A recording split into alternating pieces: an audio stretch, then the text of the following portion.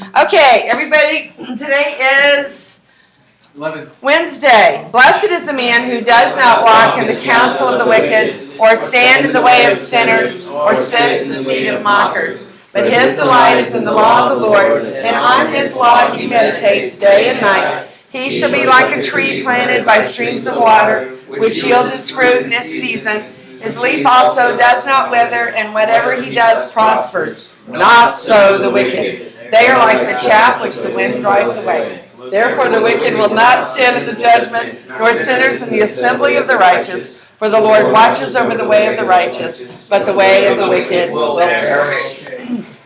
Okay, we are on lesson 80, okay?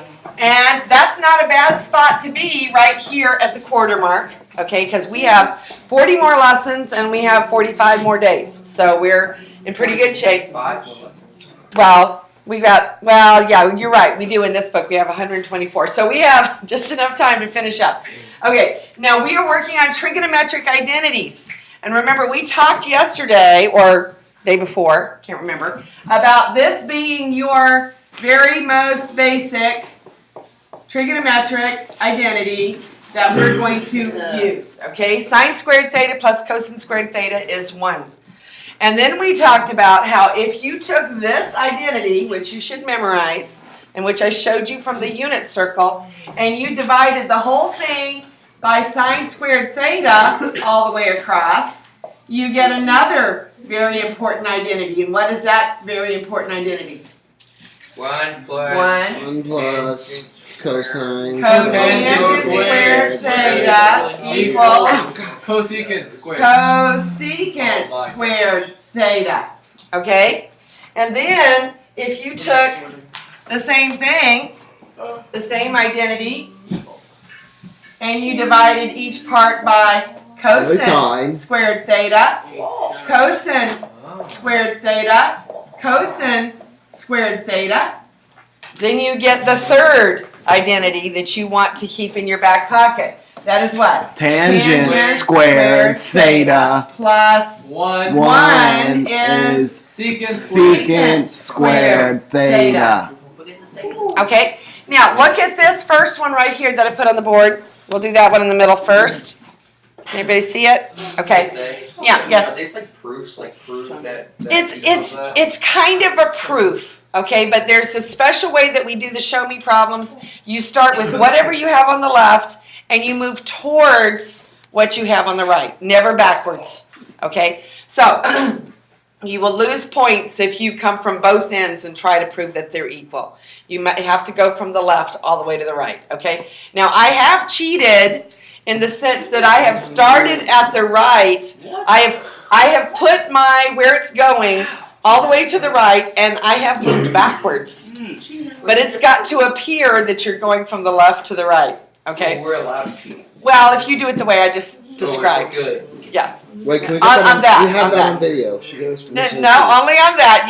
You can move that way, but it's got to look like you move from left to right. And that's on video, right? Correct. All right, here we go. Now, secant squared x minus tangent squared x is what? Look at your identities. I'm going to work this one using your identities first. 1, right? Secant squared theta minus tangent squared theta is 1. Yeah. All right? So on the bottom we have 1.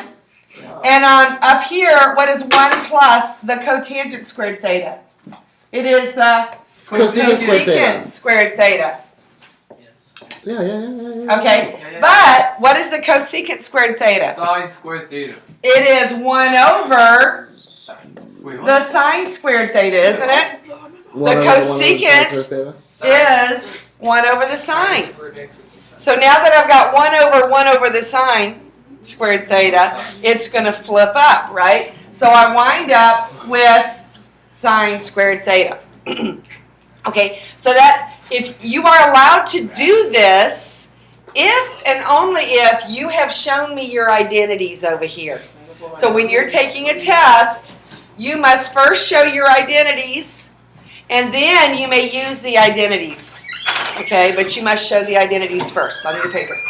The way that I always work them, because I think that's kind of a cheat, all right? I like to work them from scratch using just your sines and cosines. So if I was going to do this same one, breaking it down with sines and cosines, I would start here as my first step, and then I would go to my second step. What is a secant? 1 over cosine squared. 1 over cosine. So I'm working the same problem a second way, right? 1 over cosine squared x, right?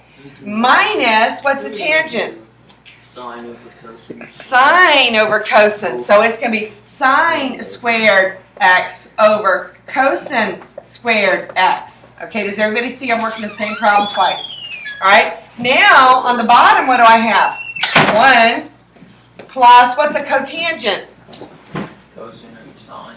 Cosine over sine. So it's going to be cosine squared x over sine squared x. Okay? Now, this one I can put all together because it's the same denominator. And I have 1 minus sine squared x over cosine squared x. And what is 1 minus sine squared x? 1 minus sine squared x is cosine squared x. So I've got cosine squared x over cosine squared x. So on the top I have 1. Isn't that cool? All right, so then on the bottom, can I get a common denominator by making this a sine squared x over a sine squared x? Right? So I've got sine squared x over sine squared x plus cosine squared x over sine squared x is what? What is sine squared x plus cosine squared x?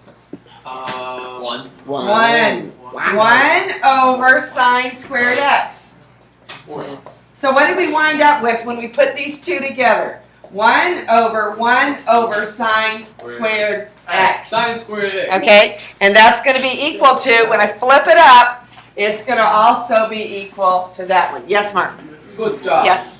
Does everybody see? I worked the same problem with using the identities, and then I worked the same problem using sines and cosines only to show you that it works both ways. Okay? Now, I generally, okay, this is good, but if you will learn how to do it with sines and cosines, I'll give you a little extra because I think it's just a better study. Okay? If you want to do it both, you'll get extra. Okay? So, even more extra. Okay? So, I want to encourage you to learn how to do this because this is good, but this is better. I want you to learn how to do that.